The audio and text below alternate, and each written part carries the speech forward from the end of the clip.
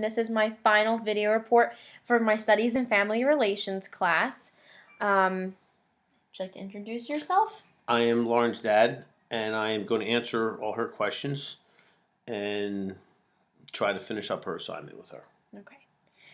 So the first thing I want to talk about is your father, my grandfather, and his time in World War II. So what can you tell me that you have knowledge of from his time in World War II? Well, he was on the USS Ancon. Mm-hmm. He was in the Navy, and it was during wartime. He was in 5 invasions, and the USS Ancon is a flagship, which means that all the generals are on that ship. That ship is really a target for the enemy. And he was in 5 invasions. He was in Normandy, and he's seen a lot of bad things happen. His ship was hit. He's seen a lot of people lose their lives in World War II. Do you know how many years he was in war, or and what he did while he was Well, there? he was a cook in the Navy. That's what he did. He was a cook. But I remember growing up thinking he was a cook. He was a cook in the Navy. That's what he was, know. But he was really a soldier. Yeah. And when the sirens went off, he was down in the lower part of the ship, loading guns. That's what they were doing. They were putting the shells in the guns, and they were firing torpedoes. So that was his job, down at the bottom of the ship. Yeah. Do you know how many years he was in the Navy?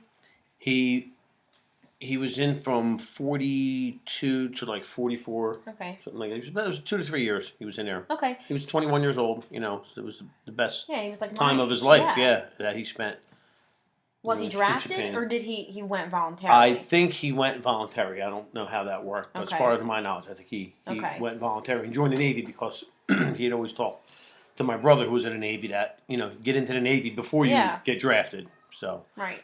So when he married Mom Grasso, my mom, what was she doing? She went to college and everything. So tell me about some of the things that she did. Well, post college years for her. Well, why my dad was in the war, of course they were writing letters back and forth, and they weren't married. They weren't married yet, so they were dating, and she was just out of high school, so she was going to college for bookkeeping and business, and and I know in her future ahead, she wanted to get into some businesses, and she always had told my dad that's what they had wanted to do, as a young couple and starting a family. So how'd she move forward with that? She did bookkeeping for businesses. For bookkeeping, she started payroll. Well, it's networking. Like she, my grandmother knew people, and she started working for the bank because my grandmother was friends with the president of the bank, which my grandma Grasso, my grandma Longo was a lot in real estate, so she had a lot of dealings with banking. So she worked her way into doing bookkeeping for banks, and went into a lot of local businesses in Hamilton. And did payroll and things like that. And did payroll, yeah. And eventually started to realize that she can have a business. Yeah. Because she's seen how she was able to to help people, and that's what kind of business she wanted to get into in her career with my dad. So then what did they end up doing? Well, they ended up of course they got married. They started a family, and then their first 2 boys were my brother Kenny and Richard. And they wanted to open a shoe store, or I always remember my dad saying, or my mom saying, that they wanted to open up a store that people would need to have to come in there. And of course it's clothing or food, which everyone needs, and it was shoes. And they opened up a shoe store, Kenrich Shoes, named after my 2 brothers, and they wanted to they wanted to help people out, and they helped a lot of people out. Yeah. By, people who couldn't afford shoes. My mom always made sure that they had shoes on their feet, whether it was making payments or giving it to them for nothing. Yeah. She was able to do that. And, she got really established and really made a name for herself, because to this day, people still talk about Kenrich Shoes. Yeah. To this day, it's amazing. Which closed in 1967. Yeah, but it was publicized in the Gazette. Oh, yeah. And we had a lot of articles done on Kenrich Shoes, because people will remember me and identify me with Kenrich Shoes. Right. Because you were part of the Grasso because family. I was part of the Grasso. So it sounds like a lot of the things that my mom and Papa did when they had the shoe store and everything sounds like what Uncle Kenny did when he was a mailman. All my brothers worked in the shoe store, so they knew the value of $1. So of course, and dealing with people in the social part of it, which our name became a little bit kind of popular in town with the shoe store. And with my uncle working for the post office, My brother Kenny got into the post office, and he was a social person and made friends, and would go beyond the call of duty, do things on Sunday for people. I mean, he Yeah. done so many things for people that kind of carried our name Mhm. down, like to the next generation. Yeah. So when he passed away, do you want to talk about some of the things that we did when he Well, passed away in February? when he passed away, there was so much negativity that we decided to kind of turn that around and do positive things. So, we worked on a memorial bench that's outside the post office Mhm. with his name on there, and then his best friend Sonny's name's on there, which he wanted to do for Right. his best friend. That was one of the things. That's the kind of person he was. He wanted to do a bench for his buddy, so we ended up putting his friend's name, Sonny Salpino, on the bench. And my brother now has a bench in front of the Hamilton Post Office with his name on it. And then we had recently donated money to the Kiwanis Club, who was a big help for us. They donated a lot of money, so we donated money back to them. Some of the money we donated, some of the money we received, we donated back and have his name on a plaque that's going to be at the Hamilton Lake on the Kiwanis Club building. And we have a lot of things. We turned a lot of negative things into positive things. So, and we have Super Bowl, which he ran our Super Bowl. So we're going to dedicate our Super Bowl to him, our Super Bowl party. Yeah, Super Bowl And party. we're now working on being. He was so he was so proud of the shoe store, Kenwood Shoes, that we're going to do a Little League sign. That Of will Kenwood be shoes. of Kenwood Shoes, and we will do. We will try to modify it. We have the listing on how it looked on the store, so we're gonna do something. So that'll be another positive thing. So people look out there and Yeah. see Kenwood Shoes. Yeah, And so with his people name really on it. know. So we have a lot of positive things. We took a lot of positive out of it. Yeah. So knowing all these things that happened in our family, and all like being a Grasso, everything's been really publicized, and it's a big name, and all the things that everyone's done in our family. Like, what do you think about being a Grasso? Like, how do you identify with that?